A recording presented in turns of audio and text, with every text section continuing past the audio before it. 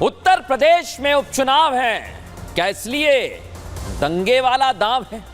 और ये अखिलेश यादव ने चलाए दर्शक, चुनौती दे रहे हैं वो योगी आदित्यनाथ। लेकिन आज आपको मैं पूरी फिल्म समझा दूंगा उत्तर प्रदेश चुनाव की है क्या, अखिलेश यादव ऐसा क्यों कर रहे हैं, क्योंकि इसी पर आज हमारी एक्स्ट्रा रिपोर्ट है। बहराइच हिंसा आप सभी ने देखी, क्या हुआ वहां पर, किस तरह से उसे मजहबी रंग दिया गया, लेकिन अब उस पर सियासी रंग चढ़ने लगा है।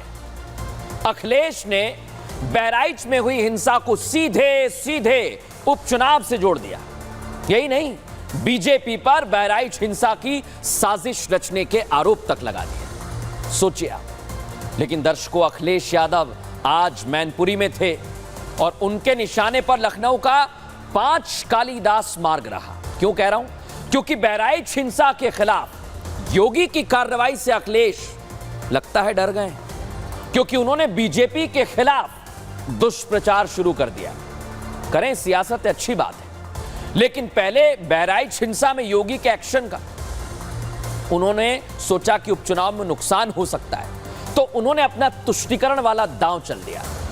वैसे हिंसा का चुनाव में फायदा कैसे लिया जाता है, शायद ये अखिलेश यादव भी बता सकते हैं, क्योंकि उनकी सरकार थी तब भी उत्तर प्रदेश में दंगे हुए, और मुजफ्फरनगर का दंगा तो आज भी सपा पर एक दाग है, यूपी के लोग जानते हैं। तो क्या अखिलेश यादव के शासन में जितने दंगे हुए वो चुनावी फायदे के लिए था?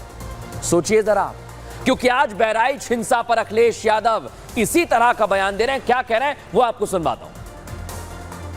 भारतीय जनता पार्टी ने जानबूझ करके दंगा कराया, क्योंकि उनको पता है कि चुनाव आ गया है, किसी भी सवाल का जवाब जनता में नहीं दे सकते हैं। इसीलिए राजनीतिक लाभ लेने के लिए जानबूझ करके भारतीय जनता पार्टी ने दंगा कराया है। और जीरो टॉलरेंस की अगर बात थी तो आखिरकार पर्याप्त पुलिस क्यों नहीं थी, पर्याप्त प्रशासन का इंतजाम क्यों नहीं था, और जो जानकारी में था प्रशासन को उसके बावजूद भी नहीं किया कुछ भी। अखिलेश तो सीधे आरोप लगा रहे हैं, लेकिन इसका फायदा कौन लेना चाहता है वो जरा इस रिपोर्ट में आपको समझाता हूं।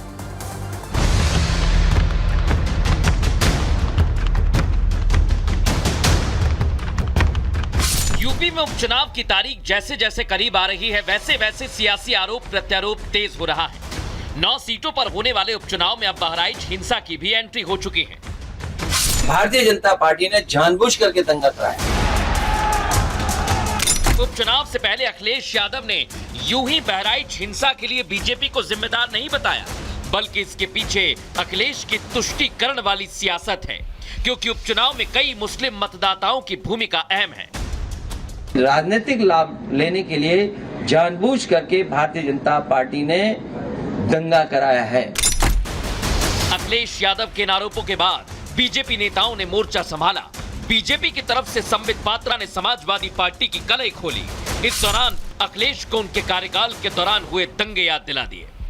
दंगे करवाना, दंगे करवा के इलेक्शन जीतना, कैसे भी हम इलेक्शन जीत जा रहे हैं, ये तो दशकों से ऑपोजिशन जो है इसी प्रकार से भारतीय जनता पार्टी पर आक्षेप करती आ रही है, मगर अंततोगत्वा जनता जनार्दन होती है और उन्होंने सच्चाई दिखा दिया है और बाईपोल्स पे भी सच्चाई जनता दिखाएगी। देखिए, श्री अखिलेश यादव जी के पास बोलने का नैतिक अधिकार नहीं है। जिनके शासनकाल में उत्तर प्रदेश एक भी दिन दंगा मुक्त नहीं रहा है, दंगे के मामले में वो बोले तो शोभा नहीं देता है।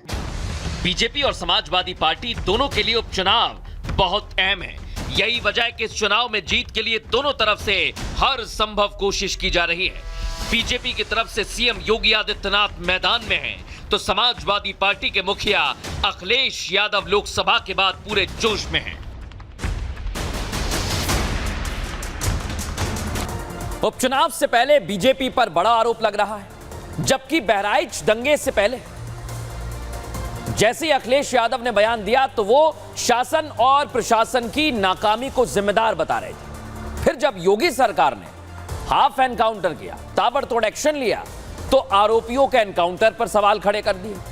लेकिन अब ऐसा क्या हो गया अखिलेश यादव जी कि आप बीजेपी को सीधे टारगेट कर रहे हैं? क्या इसके पीछे सियासत है? वजह मैं आपको बता रहा हूं। दरअसल अखिलेश यादव अपने इस बयान के जरिए एक तीर से दो शिकार कर रहे हैं।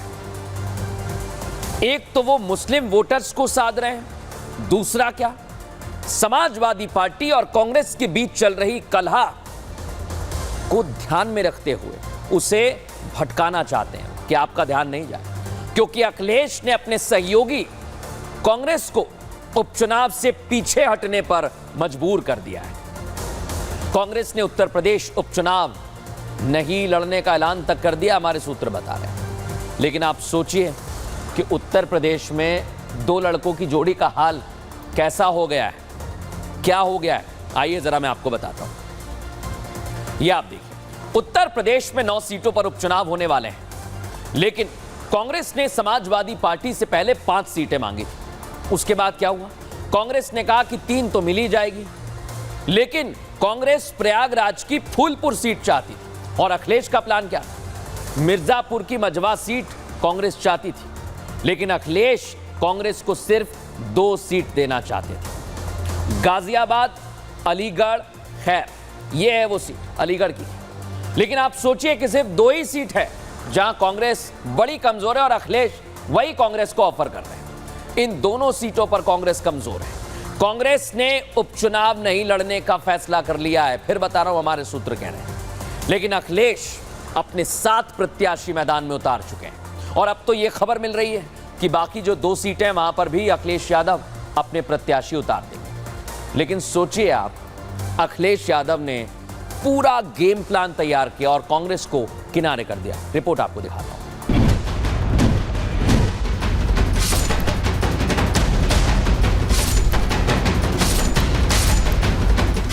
महाराष्ट्र और उत्तर प्रदेश के चुनाव से पहले अखिलेश यादव ने कांग्रेस के साथ बड़ा खेला कर दिया।